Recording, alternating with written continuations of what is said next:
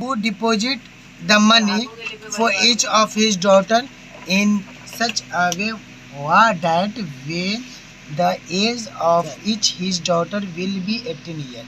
रोथिन बाबू कुछ पैसा जमा किए थे अपनी दो बेटी के लिए, जिसमें से बोला गया था कि 18 साल जो हो जाएगा तो वो पैसा ले लेगा।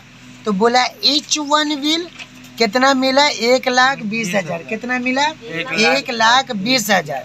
तो बोला the rate of simple interest per annum in the bank rate दे रहा है 10%। रेट दे रहा है 10%।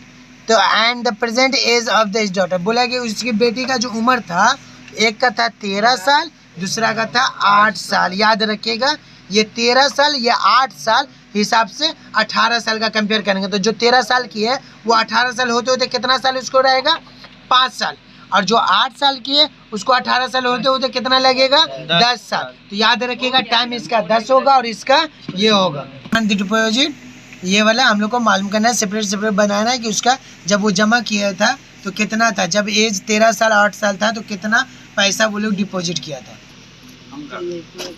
Simple interest. क्वेश्चन नंबर लिखेंगे एल्डर सिस्टर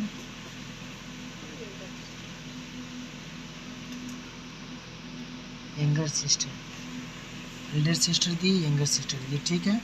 अगर इसका अमाउंट है 1,20,000, इसका अमाउंट है 1,20,000, रेट है 10%, तो इसका भी अमाउंट है 1,20,000 और रेट है 10%।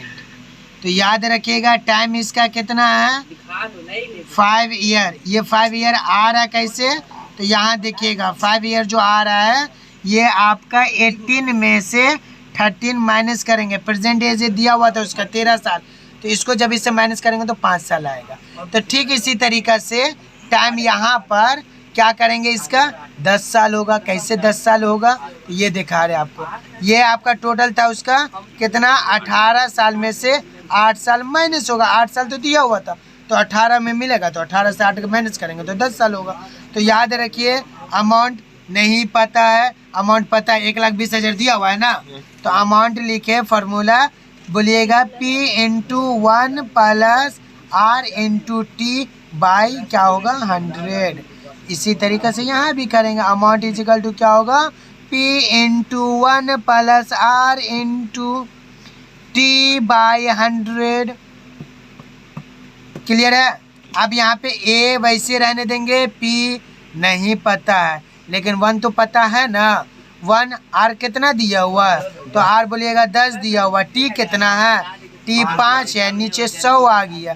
क्लियर है। और टाइम दिया हुआ था, तो यहाँ देखिएगा इसी तरीक़े से A यहाँ निकालेंगे, P वैसे रहेगा 1 + R कितना है 10 है, × T कितना है 10 है, बाई नीचे क्या होगा 100।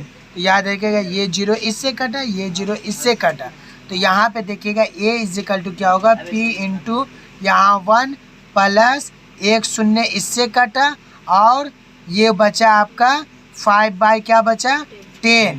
और यहाँ देखिएगा A इजिकल टू P, यहाँ से बचा 1 + यहाँ पे बचा 1, तो इसको देखिएगा A इजिकल टू हो गया P, इसका एलसीएम लेंगे तो 10 होगा, 10 से कम 10 + 10 10 कैंसिल तो 5, और यहाँ पे A इजिकल टू कितना होगा P 2 1 और 1 2 होगा। यहाँ तक क्लियर है। यहाँ देखिएगा A इजिकल टू क्या होगा P, इसको ऐड करेंगे तो 10 5 15 बाई 10। याद रखिएगा A का वैल्यू दिया हुआ 1,20,000 × P बाई यहाँ पे क्या होगा, ये इसको काट देंगे 5 2 = 10 5 3 = 15, यानी कि क्या हो जाएगा 3/2 है। और यहाँ पे भी पुट करेंगे तो 1,20,000 इजिकल टू 2P, तो यानी कि ये हो जाएगा आपका, ये चीज़ को यहाँ करेंगे P इजिकल टू क्या हो जाएगा आपका 3/2 इजिकल टू 120 है 1,20,000। याद रखिएगा ये 3P हो गया, और इसको इससे मल्टीप्लाई करेंगे तो 1,02,40,000 हो जाएगा। क्रॉस मल्टीप्लाई किए, इसके नीचे 1 छुपा हुआ है, इसको इससे पर देखिएगा 3P है तो P ऐसे रखेगा और 24800 लिखे ये 3 इसके नीचे गया तो 3 एकम 3 3 अट्ठे 24 ये 0 उतर जाएगा वैसे। तो P का वैल्यू कितना होगा 80,000। इसमें करेंगे ये 2P इधर आ जाएगा और ये 1,20,000 यहाँ आ जाएगा। P इजिकल टू 1,20,000 बाय नीचे क्या होगा 2 2 एकम 2 2 छक्के 12 मतलब P इजिकल टू ये तो 6 आएगा और 0 जो बचा है वो 0 लिख। तो इसका प्रिंसिपल 60,000 इसका प्रिंसिपल 80,000। ये आपका आंसर हो गया ये दोनों।